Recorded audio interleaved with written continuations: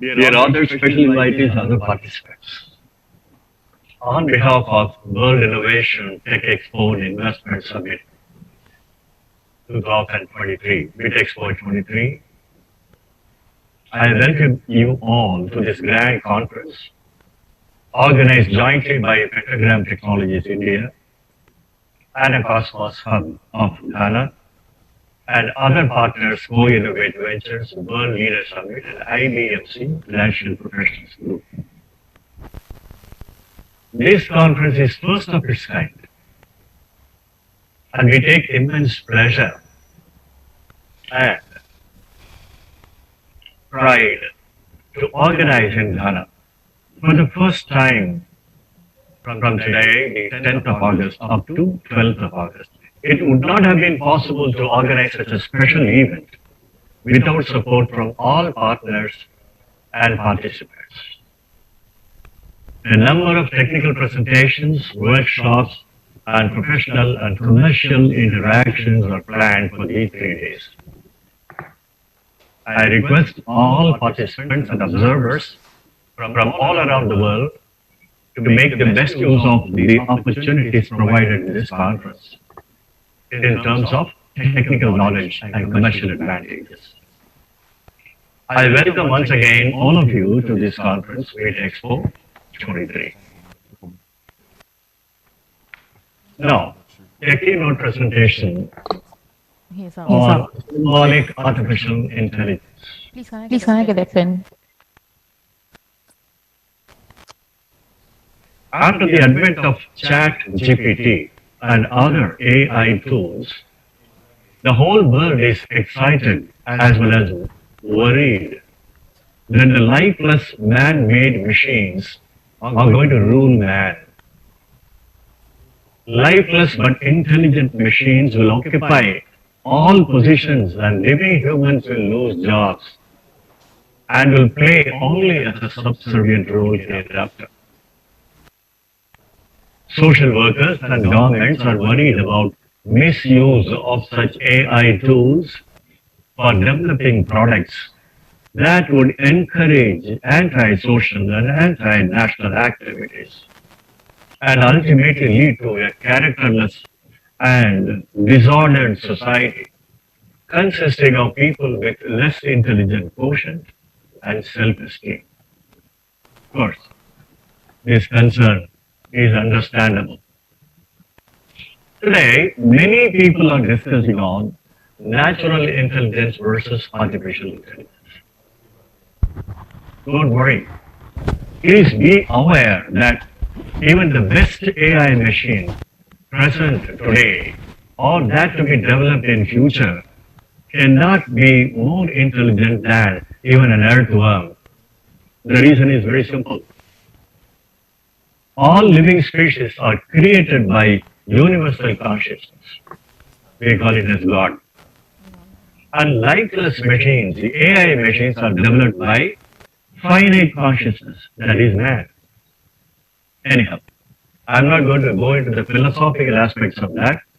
This presentation outlines some of the consequences of my thought process of developing a thinking machine back in 1984 and subsequent formulation of a paradigm, symbolic computing.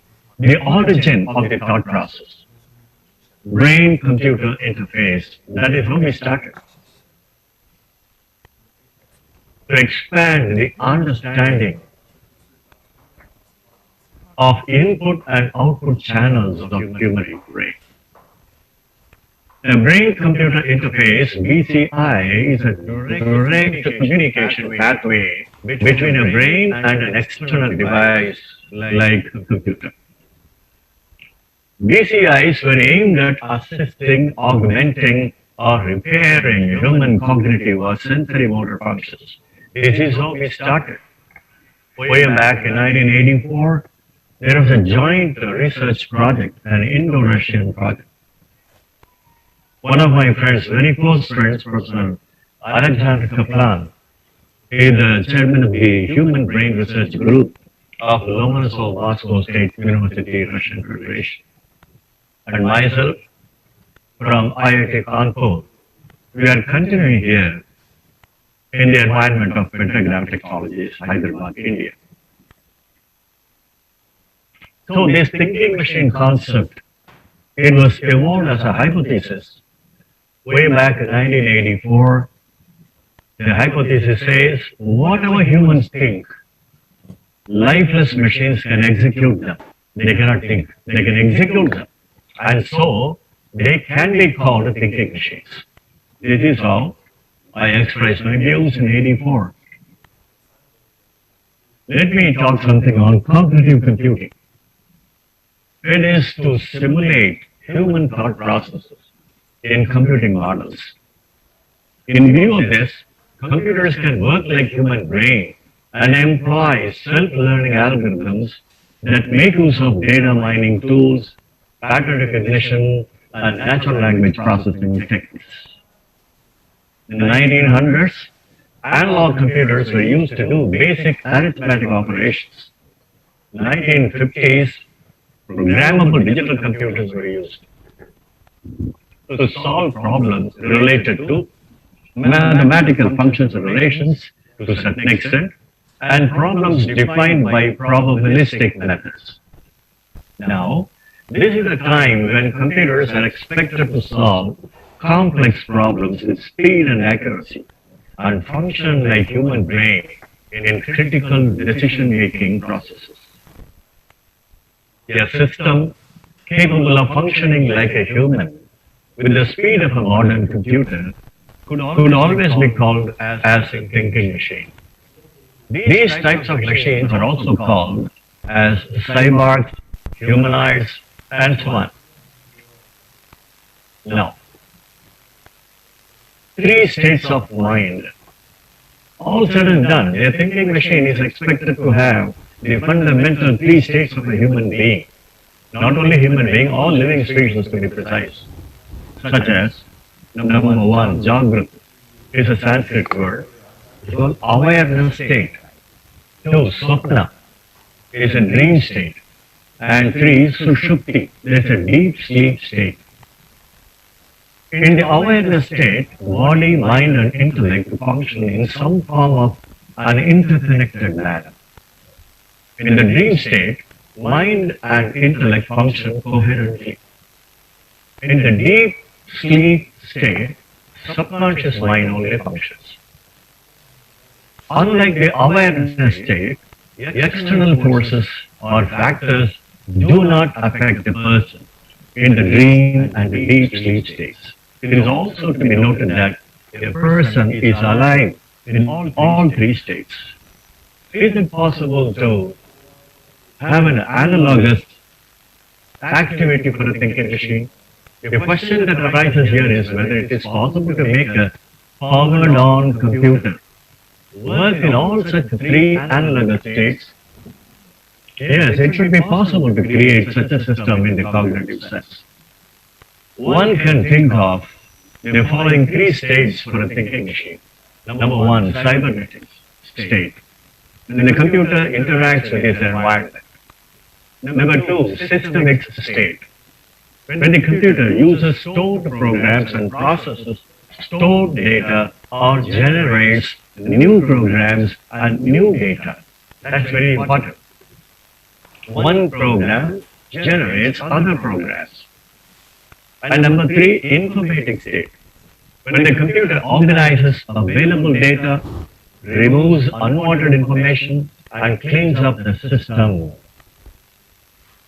This amounts to saying that a computer should be restructured to work in these three states in order to make it a thinking machine. So, using current terminology, thinking machine is viewed as a system that learns on its own using inferential rules of logic or artificial intelligence. I dedicate this presentation to my mentor, Professor Andrei Andreevich Markov. He was the director of Technical Institute of Mathematics, who is the founder of topology, topological algebra, dynamical systems, theory of algorithms, and constructive mathematics. And to my mentor, Professor Dr. Claudia Braga in Germany, who guided me throughout my research work almost 35 years back. So, the symbolic computing is a paradigm which we have evolved and that makes use of what is known as normal algorithm. It is a pattern recognition tool introduced by Andrei Andreevich Markov. In order to understand the meaning of this normal algorithm, certain definitions are given here. Alphabet, a finite, unordered list of primitive symbols known as letters. Generic variable, a variable whose values are the letters taken from an alphabet. We shall use symbols like psi, eta, mu. Word, a string of letters drawn from an alphabet A and written one after another is called a word from the given alphabet. The word consisting of no letters is called empty word or the null word, which is denoted by the symbol, the uppercase lambda. This is something similar to empty set. Factor. A word B is called a factor of another word P if the condition UVW is equal to P holds for P, where U and W are two other words. We are going to introduce the concept known as substitution formulas. In the computer science parlance, this is known as production formula. We have two types of formulas. One is called a simple formula. The other one is called a terminal formula. The meaning of simple formula is, let us say for example P. When you find P in a given input, substitute P with Q and keep on doing that endlessly, repeatedly, till you do not come across P in the input. The terminal formula says a P is replaced by Q and the process of application, that is the computation, stops immediately. So then it's called terminal formula. Now, substitution formulas of the type null word is substituted by Q, P is substituted by null word, and null word is substituted by null word, whose blank parts and empty words are also addressable formulas. They do not fall under the type 0 grammar of Chomsky's hierarchy. I have extended this Chomsky hierarchy in a generalized manner. Substitution formulas of the type lambda, that is empty word replaced by Q, are also called injection formulas. Now let us see how we apply a substitution formula. Consider a simple formula F1. 1, 0, replace it by 0, 1. A equals, that is, has that 0, 1 symbol. 0 and 1, they are available in the alphabet A. The terminal formula F2, 1, 0, replace it by 0, 1 and stop applying. The computation stops there. Now let us consider input string P. 1, 0, 1, 1, 0, 1, 0, 1. I am going to apply F1 there. You can see it here. 1, 0, 1, 1, 0, 1, 0, 1. You try to find out where 1, 0 is. The first occurring 1, 0 is replaced by 0, 1. Again, go back to the original. Then apply 1, 0, again 0, 1. Again 0, 1. Again up to that point we get 0, 0, 0, 1, 1, 1, 1, 1. After this there is no 1, 0 available in this. So it's called natural termination computation process. F2, if you apply, just once you apply the formula and stop terminate the process of computation. So you must understand these two formulas. Now, normal algorithm, what do you actually mean by that? Markov says there is no algorithm invented so far or to be developed in the future which is not normalized. That is, given any algorithm, including complicated algorithms, even in probability theory, which we have done very much, you can write an equivalent normal algorithm. So this is nothing but an ordered list of simple and terminal substitution formulas and that is called a scheme. A scheme is denoted by S. The ordered pair A, S. The scheme together with the alphabet consisting of the specific alphabet A and the scheme is known as a normal algorithm, denoted in general by the symbol N. Now, I'm going to give the functional description of normal algorithm. You can see here P1 delta Q1, P2 delta Q2, etc. Pn delta Qn. You have n such formulas put in the form of ordered list. Now, delta, it can take on value empty set or empty symbol, null symbol, or the symbol full stop. If lambda is there, empty word is there, it's a simple formula. If delta takes on the symbol full stop, then it is a terminal formula. That is what we should understand. So it is a common description. I'm going to give next is channel 1. That is to try to find out whether the P1, the first formula, left hand side pattern is available in the input or not. Assume that it is not available. Then you check P2. Assume that it is not available. Keep on going up to Pn. That also is not available. It means none of the left parts of the formulas is applicable to that. It means the algorithm is not applicable to the given input sequence. Next is channel 2. You apply the algorithm. First you try to find out P1, not applicable, P2, not available. You go to Pi, yes, it is available, Pi is available. So the first occurring Pi is replaced by Qi, and the control, that elementary transformed string is transferred to the first formula again. So it is something like a partial recursive functions. Keep on doing that till there is no left-hand side part is available in the resulting words, resulting strings, natural termination. The third possibility is, let us say the ith formula Pi is available in the given string. Replace it by Qi, then immediately force the, what you call, the process, the computation to a stop. So it's a natural, it's not a natural, it is a terminal cessation, stop of the computation process. So three kinds of approaches are there. Now, example we will see. I'm going to write and join a word Q to P. P is a word, let us say, 0101. Q is another word, 010. I want to make the machine to adjoin 010 to 0101. So that it becomes 0101, 010. That is how it is done. You can see you have alpha, mu. Alpha is an auxiliary symbol. It is like a variable.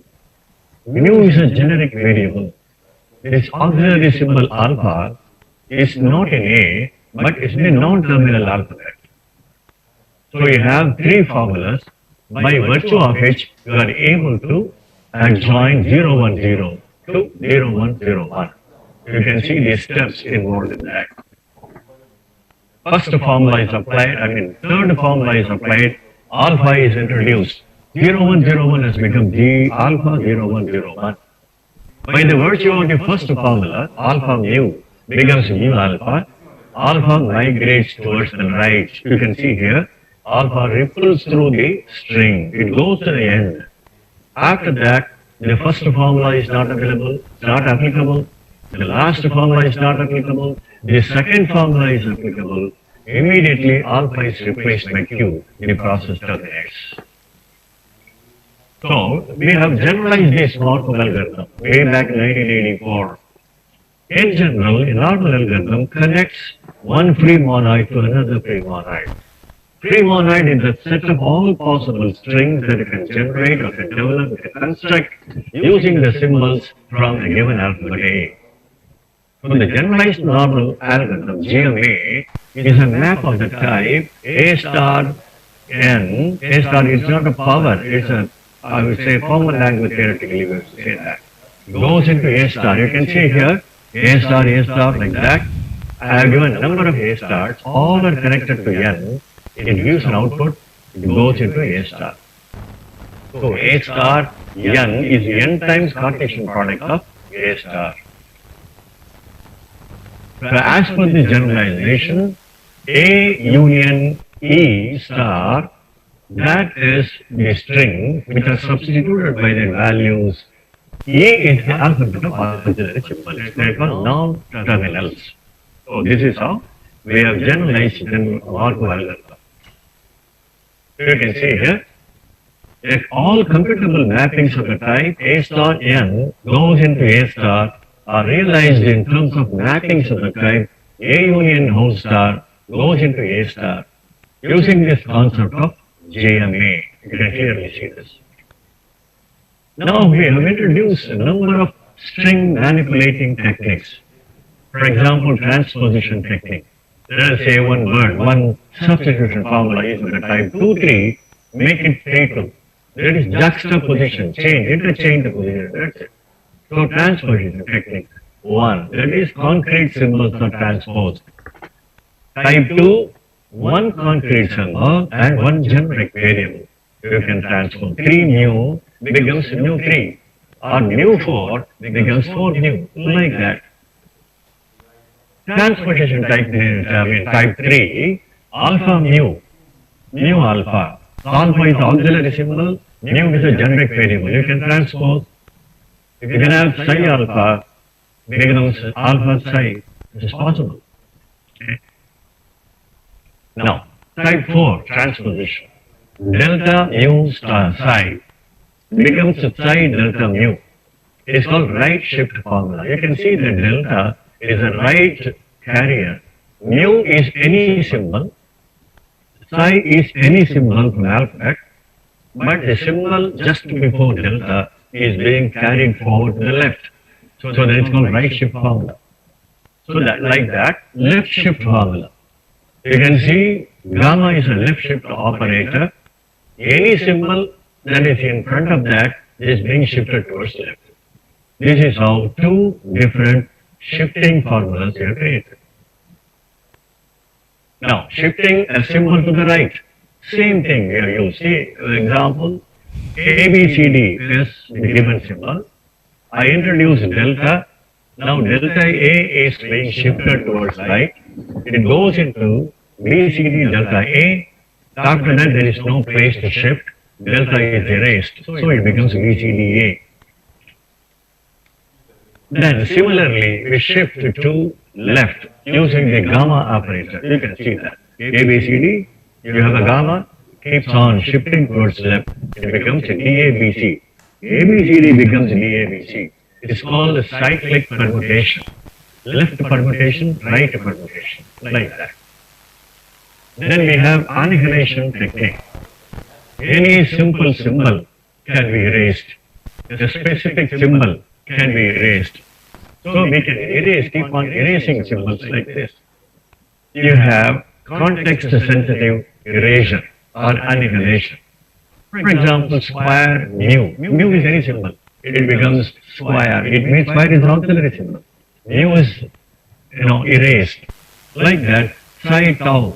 Tau is an erasing symbol. That is, left-hand side, whatever is available, it keeps on erasing.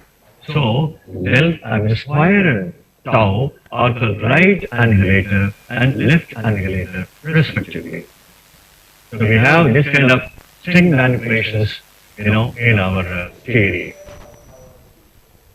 You have now cyclic shifting of the normal algorithm. This is very, very important algorithm. What you do, you make use of alpha, beta, gamma auxiliary symbols. A is the basic alphabet. NCS is an algorithm that causes one cyclic shift in the string of any arbitrary length. You have a total of 10 formulas. Let me give an input 1010. 1010, that left hand side one should be shifted to the right. 1010 should become 0101. That is what it does. The entire 10 formulas put together. You can see 0101. After 29 elementary transformations, the string 1010 has been transformed into 0101 by the normal algorithm NCS.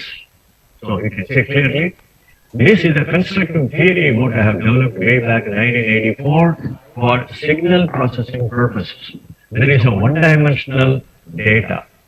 Now, how about two-dimensional, three-dimensional data? We make use of the notion of cellular automaton. This cellular automaton is a regular uniform lattice, usually infinite in extent with a discrete variable at each side. The state of a cellular automaton at a time instant is determined by the corresponding configuration, that is by the array of values, numerical values of these variables at that time instant. We have extended this notion. Instead of values, numerical values, you can have symbols also. This is what I have introduced. You have one-dimensional, two-dimensional, three-dimensional, multi-dimensional cellular automaton you can have.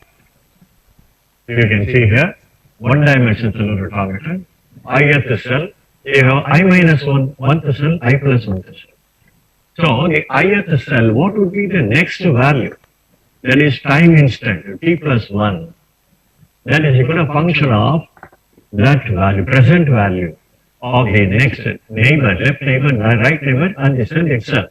You can see clearly from this formula. Then 2D cellular automata. You have 5 and 9 neighborhood structures you can have. You can have, like this, 3D cellular automata, 4D, 5D, etc. These are all mathematical abstractions of cellular automata. They are all what we call developed, implemented using pattern recognition normal algorithms. Now I am going to show you a very important actually product which we have developed using this artificial intelligence. It's called Logical Image Processing System, LIPS version 4.0. Let's say 500 rupee note. It's a very important AI-based algorithm we have developed here.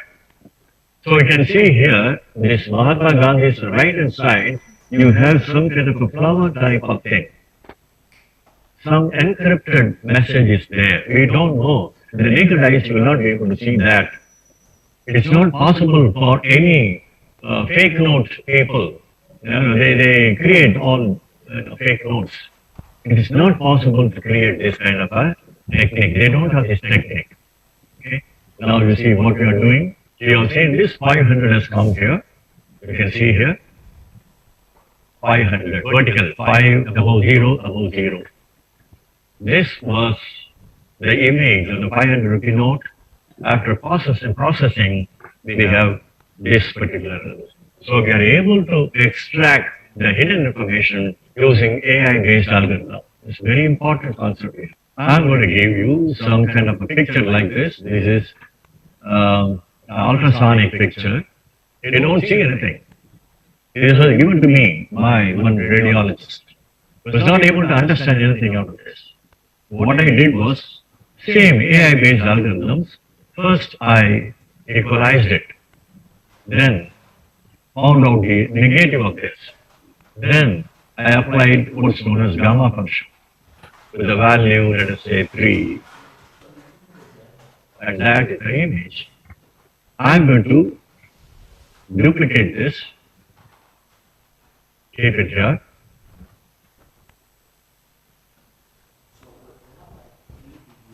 The original picture, I'm going to go back. You can see it very clearly. After this, what you call processing, we're able to see the nephrones here very, very clearly. Whereas in the original picture, it's not possible. Like that, we have introduced this concept even in cancer detection, especially in breast cancer detection, we have introduced. Now you can see here another example.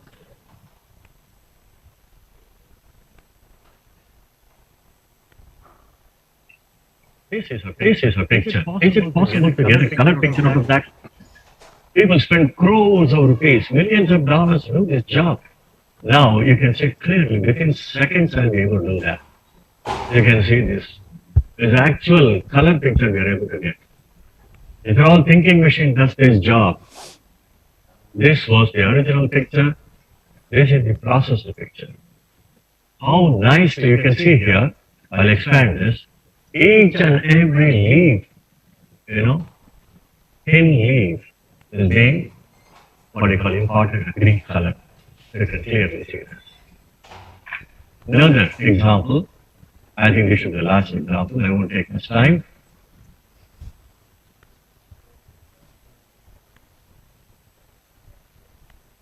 Image compression. This is a very big picture. You can see here.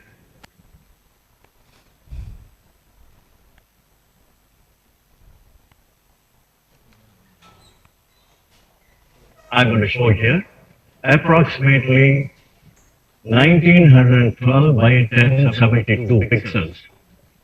So that is such a big picture. So it's difficult to transmit any medium. 100% is difficult to transmit. So what we're going to transmit this? What I'm trying to do is here is compress it to 25%. It means 75% of the image information is lost. Now, again compress it to 6.4%. Means nearly 94-95% of the information is lost. I'm going to compress it again here 1.2%. Approximately 98 or 99% of the image information is lost. Is it possible to get back the picture? You can see here, it's around 228 by 125. Where is 1912 by 1020?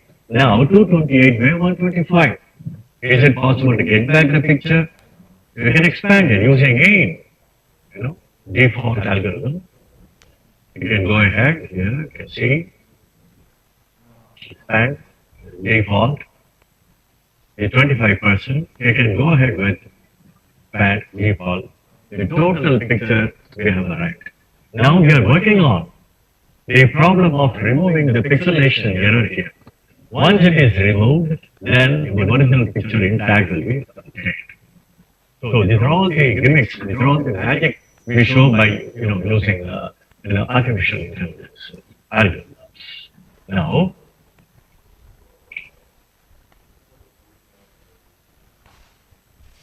okay, so this is what is simple product. We make use of this artificial intelligence in deciding crime prediction we have done already, which I'm going to talk at the end of the day on a crime prediction support system. It's a very powerful tool, actually practically working tool. Then we have extended to the stock price prediction support system. It will change the entire economy, world economy, if introduced in the cloud as a software, as a source. It will really regulate the financial movement in the stock exchange. Thank you very much for the opportunity given to me.